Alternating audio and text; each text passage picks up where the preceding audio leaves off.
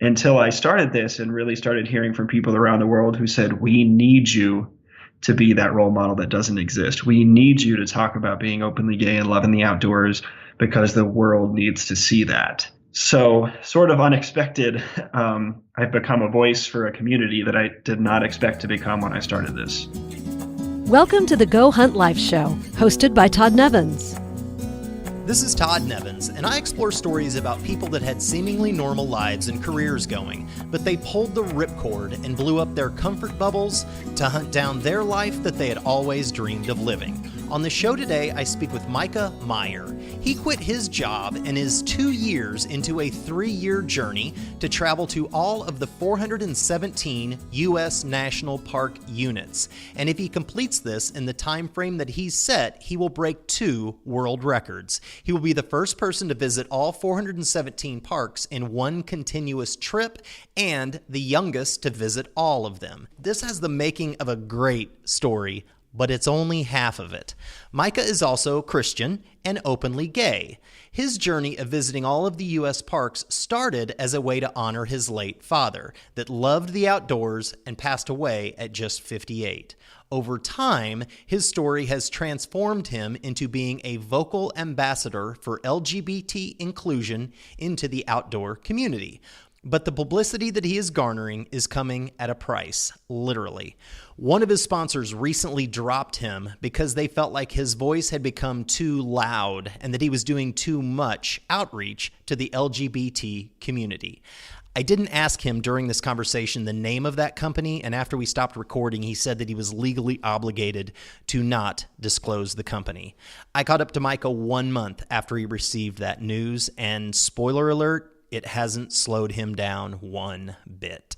My conversation with Mikah Meyer starts right after a word from our sponsor. This episode is sponsored by PrintDirtCheap.com. Jeff Chrisman, the founder of Print Dirt Cheap, started his business the way most companies begin, with grit, determination, and a vision. And now, a decade later, he's built his company into an online printing powerhouse. If I've handed you a business card in the last 4 years, it was printed by Print Dirt Cheap. And the decals all over my laptop, they printed those too. They print and ship over 30 categories of printing products, from business cards and decals to banners, company letterhead, restaurant menus, and a ton of direct mail pieces. And they have just rolled out an entirely new website, ensuring that your online user experience to place an order is simple and fast. And when you place that order, use promo code LIFEHUNTER for $10 off. And Jeff has just launched Success Hackers, which is a global group of tenacious entrepreneurs that share the latest tips, tools, and hacks into growing a business. Check it out at facebook.com/Success Hackers. Mikah Meyer, thank you for jumping on the show today. Pleasure to be here. Happy to be joining you all. Where are you located in the world? And if you were to walk outside, describe what you would see. So at the moment, I am at a friend's house in suburban Phoenix. And if I was to walk outside, I would see my giant white cargo van / home smiling at me and saying, "You have not yet finished packing to fly out of the country tomorrow." Whoa. You got a lot of variables. Okay. Yeah. How old are you? Are you married, and do you have kids? I am 31. I am single. And aside from the boarding school I worked at for a number of years, I do not have any children. All right. What is your profession and primary ways that you earn a living right now? So whenever I do an interview, they always ask me the same thing. And the title I give is adventurer.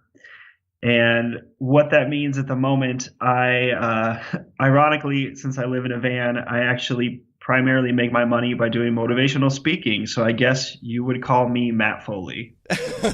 Living in a van down by the river. Perfect reference. Yeah. Well, you are 2 years into, you're going to visit all 417 U.S. National Park units, and you are 2/3 of the way through. And if you complete this in your time frame that you've set out, you will then break 2 world records. Am I correct? That is correct. I will be both the youngest person to ever do this, and then also the only person to ever do this in one continuous trip. You could say that's also fastest, but I hesitate to use the word fastest because I think it conjures up images of me putting my toe in the park and then running away, which is definitely not the case. When I was researching you, that was one of my questions today, and we're going to get into kind of what is your game plan when you arrive at a new one. But first, let's go backwards. Take me back to your life over 2 years ago before you started this journey. What were you doing and where were you living? Yeah, so before I started this, I was in Washington, D.C., and I was living in a high school boys boarding school in one of the suburbs. And I had 2 part-time jobs through that school, one of those being living there and helping take care of the high schoolers from around the world who lived in the dorms. And then I also was a professional singer with the choirs at the Washington National Cathedral. That sounds pretty good. I mean, it sounds like you had a pretty cool life and setup. I mean, when did the thought arise that, you know what, I'm going to do something completely and totally different and along the way break 2 world records? Because that's not just something that you think about for a few minutes and start. Yeah, it's funny. I thought that too. I remember being in college. I did an undergrad and master's in music and thinking, man, if I could just get in the National Cathedral Choir, I would have it made. And then, real life sets in and you realize that singing in the choir, I was making only like a fifth of what I needed to survive in the DC area. And the jobs that I had, while they provided a substantial living, I thought, I only have one set of 20s. I only have one set of 30s. And is this the type of life that I would look back on at age 70 and be happy that I lived? And while I was comfortable, it was not the life that I wanted to live. And so that was a large part of why I did this. Much of it also has to do with my dad. I lost him to cancer when I was 19 years old. He was just 58 at the time. And it really taught me this lesson about we're not all going to make it to 80. And so I've tried to live my life in a way that if I die young, if I pass away at 58 or younger, that I would have accomplished some of my life goals, even if I didn't make it to those years when we have more than 2 weeks vacation. And so this parks journey has always been one of the goals that I've had in mind. And I thought, if I'm not where I want to be with my career by age 30, then I'm going to pull the cord and do this because I don't want to look back at my life at age 70 and say all I did was be comfortable. That is a great line. Why 400? First of all, what is a U.S. National Park unit? Yeah, so it's funny because I always say 417 national parks, and then people on Facebook get very angry at me, and I have to explain there are 59 capital N, capital P national parks. That's Acadia, the Grand Canyon, Yosemite. But there are 417 lowercase n, lowercase p national parks, and that is the 417 sites that the National Park Service manages, ranging from national parks to national seashores, national lakeshores, national monuments. There are 20 different designations that all kind of get wrapped up in this lowercase n, lowercase p national parks, just for ease of describing. Never knew that. So in D.C., would the White House or the Washington Monument, is that a national park unit? Yeah, they both are. So of those 417, the Washington Monument is a unit, the Lincoln Memorial is a unit, the White House is a unit, but equally, national preserves that are almost as large as U.S. states are also units. So it really ranges from tiny monuments to national monuments, which are massive in size. Were you only doing this as a tribute?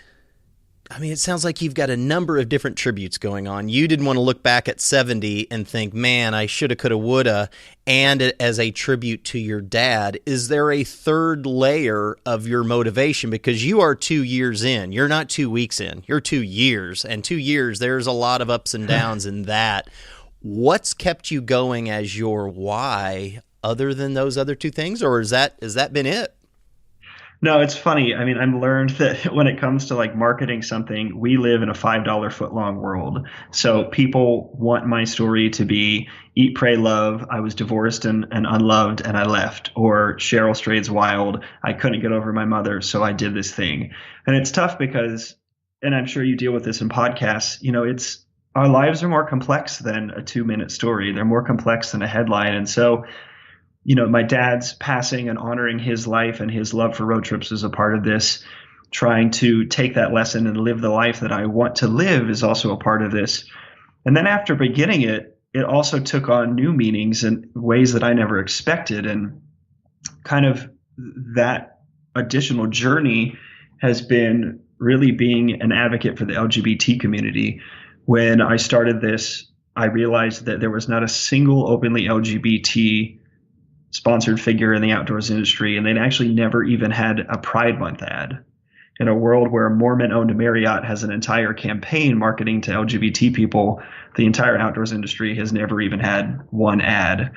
And so I thought that I needed to hide that part of myself until I started this and really started hearing from people around the world who said, we need you to be that role model that doesn't exist. We need you to talk about being openly gay and loving the outdoors because the world needs to see that. So sort of unexpected, I've become a voice for a community that I did not expect to become when I started this. That was not on your mind when you started. That just evolved. Sort of at the will of the people, you know, whether it was park rangers who identified as LGBT who said, no one thinks I exist, to people from China, kids from Baptist schools in Texas, you know, people around the world writing and saying, I've never seen myself before in the news until I saw your story. Thank you. That's a pretty powerful statement and a lot of responsibility. How have you evolved and adapted your message over the last 2 years to make sure that you're a champion for those people? For those people that may not have the courage or the guts to put themselves out there and go hiking through the Grand Canyon and all of those things that maybe people are a little bit reluctant to do. You know, it's funny. A few weeks ago, I was in Denver at the Outdoor Retailer Convention, which is the largest gathering of outdoor brands in North America. And they'd actually just moved from Utah to Denver because of the regressive public land policies in Utah. And I found it so ironic that this industry that claimed to be so progressive was yet not progressive when it came to LGBT people. And so I was there and I spent a few days and I was talking to brands and trying to basically sell them on the financial benefits of marketing to the LGBT community in hopes that it would help incur some social change. And someone said to me, why are you here? You know, what personal benefit do you get from being here? And I realized early on that there was no personal benefit. There was no financial gain that I was going to get. But if I claim to be a Christian, if I am doing this journey to honor my father, who was a pastor and who spent so much of his life working for the social justice and the good of others, then how could I not be here? How could I not be advocating for all those people around the world that don't have a voice and don't have this platform that I have to be able to go up to these brands and say, this is who I am, this is what I'm doing, this is why you should listen to me, and this is why you should help this community. So it's really become a responsibility that is definitely a huge load, but also one that I feel so lucky and honored to be able to do because of this platform. The brands that were open to having conversations with you, was there any sort of a similarity between them? You know, it's cool. I definitely went after the big fish, the people that have the largest reach, because as I told them, I said, you're the most able to handle risk if this really is a risky thing, A, and B, you're a leader. So if you do this, if you have the first Pride Month ad and you're as big of a company as you are, then all the other fish, the medium fish, the small fish, they're all going to fall in line. So sort of a domino effect. And then there were a few small companies, you know, like I get some support from Mountain Smith. They're a backpacking brand that has provided my backpacks for this journey. And I understand they're a niche market. They're a smaller company. And so I wasn't really pushing them to do anything, but they just through talking with me said, you know, we want to help be supportive of this community. And so they had a rainbow flag printed up with their logo, which they sent me, and they've got some stickers with their logo that I'm going to pass out as I travel around the country. So it's been cool to hear so many brands, whether they're big or little, basically say, we've never even thought of this, which is frustrating and sad in 2018, but also cool to hear them say, like, thanks for telling us about this. Thanks for putting this on our radar, because thus far in our industry, no one is talking about it. You were in an Outside magazine ad, and I want to make sure I get the dates right. It was October of just 2017, right? Last fall? Yeah, it wasn't an ad. It was an op-ed. An op-ed, and it was titled, "Have you ever seen an openly gay guy in an outdoors ad?" Yeah. How did you feel when you saw that for the first time? Once again, I was really honored that I was able to give voice to this community. This was the first time in the history of Outside Magazine that they'd ever directly had an article addressing LGBT inclusion. And so it was such a privilege for me that I was able to try and speak for this community, to give voice to people who have been voiceless thus far in this medium. And so mostly it was just an honor. I mean, it was scary because I wanted to do a good job. I wanted to reflect this very diverse LGBT community. And sometimes it's difficult to do that and use the right terms and the right language to not offend anyone. But mostly it was just really cool. It was so cool to see that there, to know that people were reading this, and then to hear from people, lesbians, gay men, transgender people, bisexuals, people all around the world who said, "Thank you for writing this. I know you get a lot of nasty Facebook comments from people who are offended, but it meant a lot to me. Thank you." Incredible.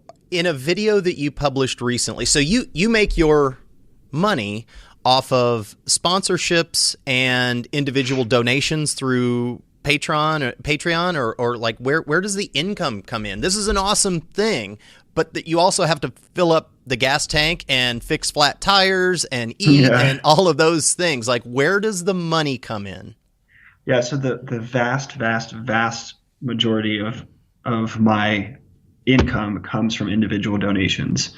I saved up throughout my 20s to start this journey, was told by national park experts I'd only saved up 1/5 of what it would take to do it. Oh my gosh. So I had a little money to work with, not enough to buy an actual RV, not enough to know I could finish this. So definitely have been on a shoestring the whole time, but I've been lucky. I was able to get one company to support me by paying for my gas, and that's Pilot Flying J, the travel center. Oh yeah.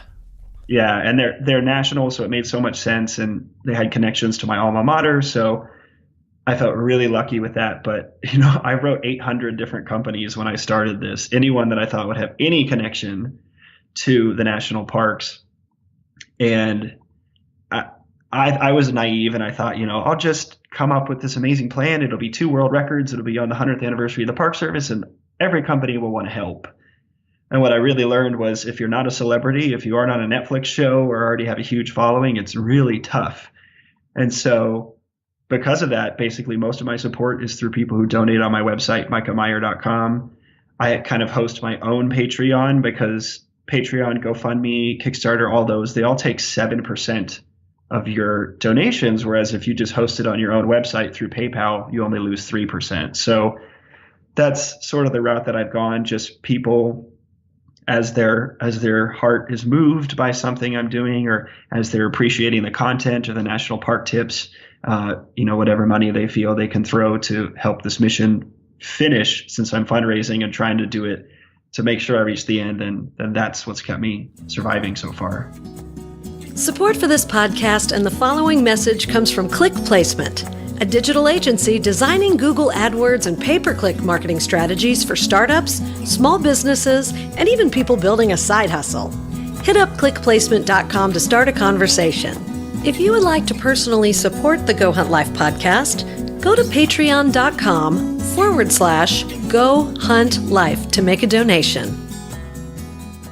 You have a video on your Twitter feed recently that explains that you lost a sponsor, and you mentioned that it was because you were being, too much of an ambassador to the LGBT community, and they left. Did I misunderstand that? No, you nailed it. And they sent me an email and put that in writing. So it's, it happened. And that was the one reason they gave, is they said, you're doing too much outreach to the LGBT community. So I think that, that portion of my journey, or that part of my voice, became too loud for them. And that was something they didn't think that they could be involved with. So unfortunately, that was the reason why they pulled out. Remove the money from that feeling, and just as an ambassador to your community, how did you feel receiving that you have gotten too big, that your voice had gotten too loud? It was devastating. I mean, on a personal level, it's like every time I post a photo with a rainbow flag now, every time I do an interview and mention this, I think, gosh, am I being too gay for some other company that might want to support me? Like, am I too gay for this industry? Am I too gay for whatever? And that's a horrible feeling for any LGBT person, no matter how long you've been out, because all of us have spent usually decades coming to a place of acceptance, and then for our entire life we're always coming out. So we're always wondering, since our minority doesn't show physically, how are people going to receive me? So personally, it was just heartbreaking. And then for the larger community, I think the hardest part was knowing these are decisions, these are thoughts that happen in boardrooms, that happen in job interviews, that happen in sponsorship pitches, that most of the time people don't even voice. So how often are people, quote, too gay, and they're never even told that's the reason, but that's what the people making the decisions are thinking. So it broke my heart personally and for the entire world that people have to deal with that discrimination. When did that happen? How long ago? It was at the end of 2017. Okay, so right now at about a month and a half ago. What has been the best thing that's come out of it? I think the best thing would be just, once again, those individuals who are propped me up and people who have said, you know what, we're going to show that company that they're wrong, and here's $20 or here's $50. We're going to show them that was not a smart decision, and that you're a person who's doing a project that's worth finishing and a message that's worth being out in the world. So, if you stand for nothing, then you won't offend anyone, but you also won't stand for anything. So I would rather be able to encourage people to feel comfortable being who they are and to live happy lives than have the financial benefit for myself from this company. Is there one email from a complete stranger, message from a complete stranger over the last couple of years that you reflect on more when you are dealing with a setback? Totally. I'd been getting messages from people saying, it's so great you're doing this and being a voice, and can you talk more about this, et cetera? And I was really hesitant because my number one goal was try to build a social media following so I have enough followers to get a company sponsor. And then I got a message on Instagram from someone who said, I'm 15 years old. I go to a private Baptist school in Texas, and I'm not out to anyone. But I read about your journey and I read about who you are, and I just want to thank you because now I know not only can I be ordinary, but I can also be extraordinary. How do you respond to a message like that, to a person like that? How in the world do you come up with the right words to respond back to that person? I thanked them for sharing. I encouraged them in the journey that they're going to be taking in their life that's upcoming. But then to me, the biggest response was to, at that point, be more honest, be more open, be more strong myself, and risk my trip to be that voice for that kid who really needed it, and to make sure that message is heard not only by the kid who's digging through Google to find out information about me, but that it's in the interview, that it's clear, so that whether for that kid or that kid's parents or anyone else who's struggling to see themselves and to therefore be themselves, that they don't have to look hard to find a positive image of themselves in the media. That is powerful. Okay, back to your trip, and as you just said, risking your trip. How far along are you? How many national park units have you hit so far? So as of yesterday, I just visited one site, and I am 292 parks through all 417. So I've been on the road for about 22 months now and have about 15 months to go and about 120 some parks to go. You are traveling. What kind of a van are you driving? Describe it. So his name is Vanny McVanface, and that's because when I was building him, that was when the whole Bodie McBoatface thing went down, and I felt so bad for Bodie and for the people of Britain who, the will of the people, And I thought, well, they turned down the name of Bodie, but I will honor Bodie and make my van Vanny McVanface, Love it. Vanny for short. And yeah, my boyfriend at the time was like rolled his eyes, but it stuck, and it's a great name and I love it. And Vanny's been a champ and gets 19 miles to the gallon. He's a giant white windowless cargo van. That's not bad. 19. Oh, it's amazing. Like I expected 12 or 13. Yeah. And I don't know if it's just because I don't have the bells and whistles that most Class B RVs would have. Basically, it's the same shell that Winnebago takes and turns into a $130,000 model with a microwave, a stove, a bathroom, air conditioning. And mine only has a bed and a solar-powered fridge. I have no running water, no climate control, no cooking abilities. So it misses a lot of the bells and whistles, but it gets me from A to B. I can sleep in it, and I did it all for under $30,000. So under 30 grand. Well, talk to me about like the tactical, like your responsibilities or your schedule when you roll into a new spot, and a lot of these national parks are in the middle of nowhere. So you're out at a national park, or you're on the side of the road, or you're somewhere in the middle of nowhere. How do you function? How do you eat? Yeah, it's tough. So I have this solar powered fridge, which allows me to keep food, cold food like yogurt and berries, sandwich supplies, carrots, hummus cups. It's 40 quarts, so it holds a decent amount, especially for just one person. But I'll wake up, I'll have some yogurt and berries for breakfast, and then I'll get out into the park. And I'm kind of one of those guys that if I'm active or if I'm focused on work, like I can skip a meal. So a lot of times I'll just do like granola bars or some carrots or something light for lunch. And then, especially at this time of year with the sun setting at 5 or 6 and a lot of the parks close when the sun goes down, then I'll usually like drive into a town, find a Panera Bread or something and get an actual hot meal. And then by doing so, I'm also able to stay in that location with Wi-Fi. And so I'll spend like the next 5 to 6 hours until they close editing photos, writing blogs, pitching media companies, working on my schedule, all that logistical work that takes a lot of computer time. You're running a startup.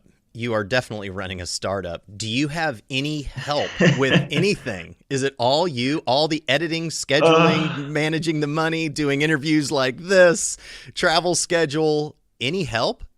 It's all me. And I have a friend who's a travel writer for National Geographic, and he warned me about this ahead of time. He said, working in travel writing is not glamorous. It's exhausting, and you need to know that before you start this.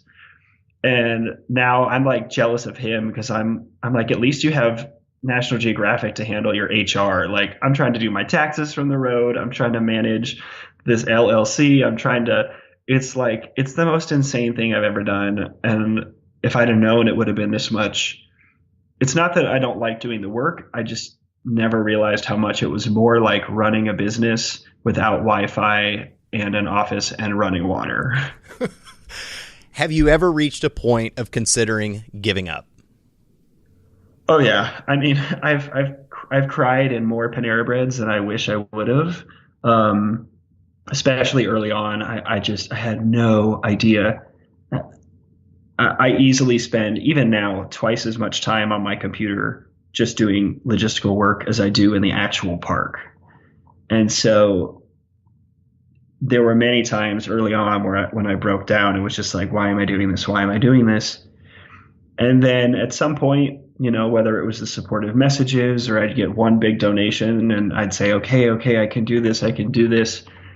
Until I hit halfway. And then I'm like, well, now I'm over halfway. I can't quit now. And then 2/3. And I even had a job offer come in. I thought, man, I could quit and just have a job and all this stress would be gone. But it's to the point now where I'm so far along and I feel like there's so many people counting on me to do this that quitting is not an option.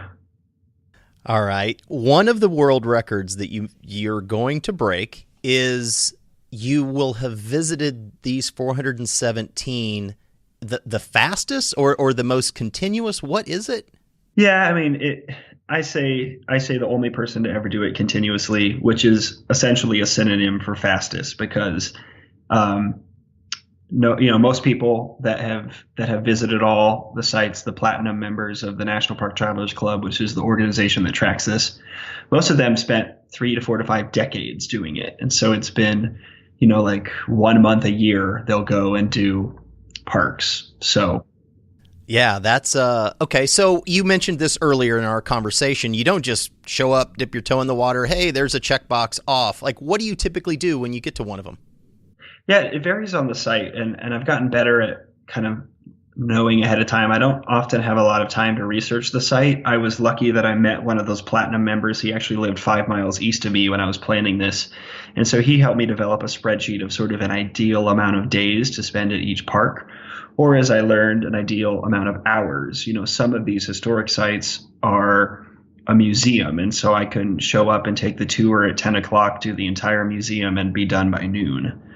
So other times it's like the Grand Canyon. I had to plan a year and a half in advance to be able to raft down it for 8 days. And so it's this mixture of historic sites that you can do and fit in a couple park units in a day, and sites like the National Park of American Samoa, or that I'm flying to in a few days, and that I'm allegedly staying with a local family that I think is going to be at the airport when I arrive. And there was just a huge cyclone that came through the island. So maybe the park will be up and running. I don't even know. So it's always a mixed bag, but definitely the goal has always been, whatever the site is, to fully experience it. You've gone through a lot of allegedlys and I thinks over the last 2 years.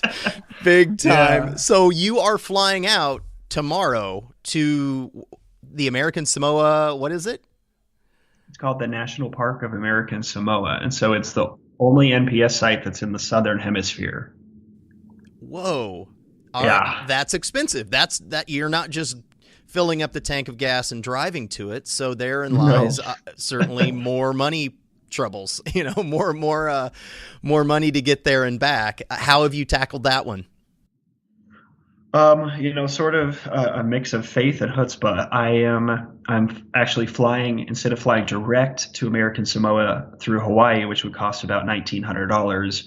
I'm flying through Auckland, New Zealand, and I've timed it so I can stop in Auckland during their Pride Festival, and I was able to get a few speaking gigs so I can, have a few day layover, earn some money, and then go up to Samoa, where a friend of a friend of a friend from DC has a family who's Samoan, who sent me a Facebook message and said, "Are you the guy? We'll see you on the 19th. And my German heritage is saying, no, I need to know your name and where you live and that I'm coming and how long I'm staying. And I'm just like, okay, have faith. It's island time. You'll be all right. I bet you're going to be just fine. When do you get back? So then I fly from American Samoa. It was cheaper to fly through Sydney, Australia, which I was also able to time it with their Pride Festival. So I got another speaking gig, and then fly through Sydney up to Hawaii. Since I'm already going through Hawaii to get to Samoa, it made financial sense. So then there are 8 National Park Service sites in Hawaii, and I'm staying with a friend on one island. A couple that heard me on NPR donated their vacation home for the other island. And then the third island I have to go to, third and fourth. The third one, I'm having friends fly in to meet me to split the hotel. And then the fourth, the local Pacific Island Parks Association is helping me by there's a park you can only visit on a 1-day round trip flight tour. And so they're arranging that for me. So I'll leave tomorrow and I'll get back to the mainland on March 27th. You are an expert in logistics now. That is for sure. And I know you're also working on the big one. And you and I were connected with Bill Sykolic, who ran all of the U.S. national parks. And he connected us, and he told me all about the logistical nightmares and expenses of Alaska. What are you going to do? And I know you're working on your campaign, $50 for 50, to raise money to get up to Alaska. And then what are your challenges there? Yeah, so I call Alaska National Parks on steroids, and It's for a few reasons. The first is that it's, from everything I've heard, it's just like a beauty beyond description when compared to the lower 48. I literally look at beautiful things every day, either in person or through my photos while I'm editing. And as I was borrowing some photos from some friends who'd been to Alaska for my fundraising campaign, I was blown away by the beauty. And so, like, I'm told it's national parks on a whole nother level. And it's definitely true as far as cost and logistics. There are 23 NPS sites in Alaska, the second most of any U.S. state. And of those 23 sites, only 6 of them can be reached with a vehicle. So that means the other 17 sites, I have to take $2,000 a day private bush planes or boats or backcountry tours just to put my foot in there, not even to like do anything at the thing. Whoa. That is on steroid. That's money. That's everything on steroids. Yeah. And so I've told people, my 3 months in Alaska will probably cost as much as 9 to 12 months in the lower 48. And so because of that, and because I've never really done a true crowdfunding campaign, like a big push with a goal, I've always just said, if you like what I'm doing, if you believe in what I'm doing and can support it financially, that would help make it possible. But for Alaska, I knew if I didn't raise $20,000 to $30,000, there's no way I could do it. And so I launched a fundraising campaign, which is called 50 for 50. I'm asking people to donate $50 for my 50th state that I'm reaching, which is Alaska, really as the final big hurdle to this project and making this world record possible. And I was fortunate in that somebody who has been a longtime follower of my journey and really believes in the advocacy that I'm doing said, I will match up to $10,000 that you can raise. And my gosh. Which is huge and was really great. A great way to, to that sponsor that dropped me to say, here's someone who believes in what I'm doing for the community. And because of that wants to support this. So, it's really been amazing. I have a lot of angels looking out for me, certainly. You do. When the 3 months is up in Alaska, will you be done? Is that it? No. So I knew I had to be in Alaska during the summer, and I launched this journey on April 29th, 2016, on the 11th anniversary of my father's passing, and figured it would take me 3 years. So I'll finish Alaska in September of 2018. Then I'll drive Vanny across Canada, drop in to North Dakota, South Dakota, make my way through Chicago, and end up back in the mid-Atlantic area to finish the parks, kind of in a triangle from Ohio to Pennsylvania to North Carolina. And then some point in there, I'm trying to talk to my old boarding school about doing a spring break World War II in the Pacific immersion tour that I would chaperone. I have to fly back to Guam, and it's actually cheaper to fly to Guam from Washington, D.C. than Hawaii because the airline gods are as they are.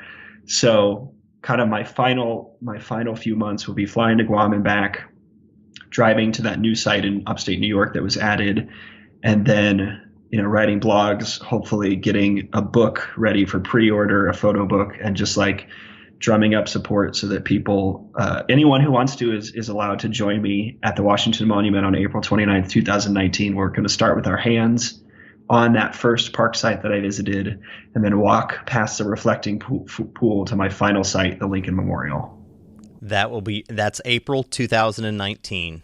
April 29th, 2019. April 29th, 2019. Whoa. That is going to be a pretty cool scene. If you could go back as you're driving out for the very first time and give yourself, you are able to jump in the passenger seat of a Vanny and give yourself 1 minute of advice, what would you tell yourself? I would say turn around, move to New York, audition for a Netflix show, become a celebrity, and then all of your financial problems will be solved because every single brand will want to sponsor you. Oh, come on. You can do that in April 2019. Right. No, I mean, I think, I would tell myself that I should have installed air conditioning in the van because there will be many nights where it's too hot to sleep in Vanny and you're going to hate life. So I would say invest the money now to put in an air conditioner. by the time I realized that, it was not worth the financial investment for the number of nights that I had left. So that's one practical thing I would say. And the other thing I would probably tell myself is try not to stress so much. It's going to work out. You can follow Mikah at mikahmeyer.com. And also you can donate on his 50 for 50 campaign at mikahmeyer.com/Alaska and on Facebook, Twitter, and Instagram at Mikah, MEY. Mikah, thank you very much for jumping on the show today. Congratulations and good luck with the rest of your journey.